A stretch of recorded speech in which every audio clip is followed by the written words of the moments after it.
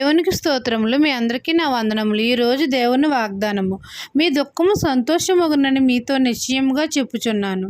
యోహాను సువార్త 16వ అధ్యాయం 20వ వచనం. మన తండ్రి అయిన యెహోవా మీ దుఃఖము సంతోషమగునని మన తండ్రి మనతో సెలవిస్తున్నారు.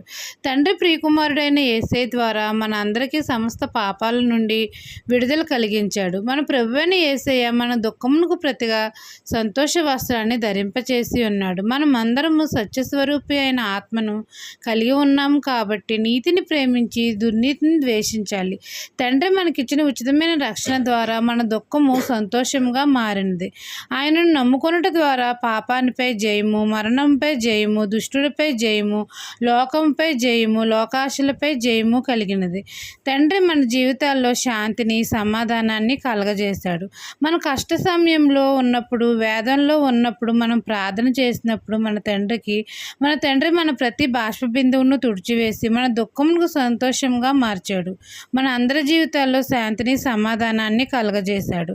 ఈ దిన వాగ్దానం మీ నా జీవితంలో నెరవేరాలని కోరుకుంటూ దేవుని సువార్త పరిచర్యలో మీ సహోదరి. ఆమెన్.